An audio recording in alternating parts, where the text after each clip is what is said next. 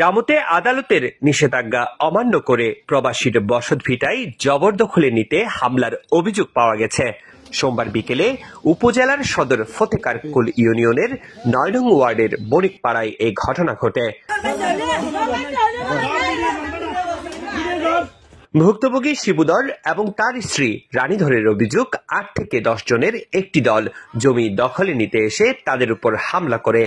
পরে জাতীয় জরুরি সেবা 999-এ কল করলে পুলিশের একটি দল সরেজমিনে পরিদর্শনে যান বলে জানান তারা।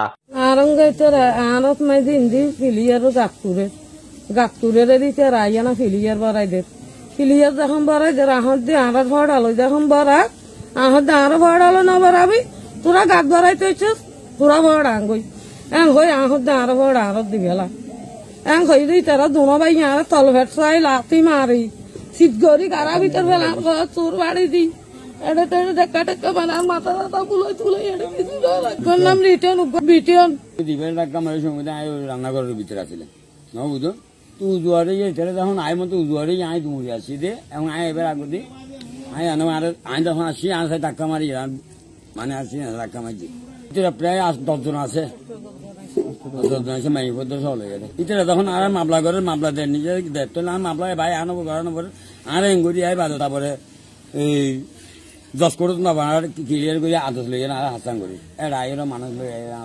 হাসান করছি। এছাড়া প্রত্যক্ষদর্শীরা জানান বিকেলে হঠাৎ দলবল নিয়ে ভুক্তভোগী শিবুদর এবং তার স্ত্রী রানীধরকে মারধর করে গর্তে ফেলে দেন তারা। প্রথমে বাজাবাজি দিয়ে আর ধাক্কা ধাক্কা মাঝি আমি বলে হন মাতে আজ এসে আইয়ার মূলত এটা গাত খুঁজিতে তারা বট ধরে আইয়ার ঘরের মালিকের বলে বারবার দিয়ে গাত মাথা টানি করে ফেলা দিয়ে আজ হঠাৎ ধরে আইয়ার মানে তারা ধরুন হাত ধরে গাত খুঁজছে বলে আইয়ার এই তারা মানে 8টা 10 জন ইয়ে মারা আর দুনিয়ার মারিয়ে গাছ চলে গেছে হ্যাঁ তো রোগ গিয়ে গিয়ে তোনারা দিকে ওরা হাত ধরে হ্যাঁ এটা খবর ফোন আই খবর লই এখন খবর পেয়ে রাখছি তারা মাঝদির গেছি।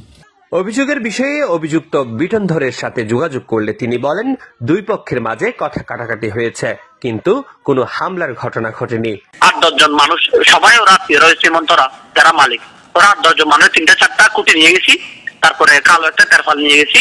নিয়ে আমাদের জায়গাটা আমরা কি করতে যে আমাদেরকে ঘিরে দিয়ে ফেলতে বলছে ওটা দিতে গেছি। হামলার কথা বাদ দেন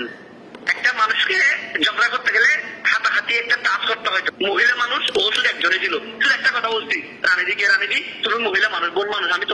তোমার সাথে ঝগড়া করতে পারবো না তোমার জামাইকে পাঠাও কিন্তু উভয় পক্ষে গালি দিতে এটা হচ্ছে সত্যি আমাকে যেখানে নিয়ে যাবে সেখানে আমি বলবো। এ বিষয়ে প্রশাসনের নিকট হস্তক্ষেপ কামনা করেছেন ভুক্তভোগী পরিবারের সদস্যরা। এ ঘটনায় মামলা দায়ের করার প্রস্তুতি নিচ্ছে ভুক্তভোগীর পরিবার। Desk report, TTN, Cox's Bazar.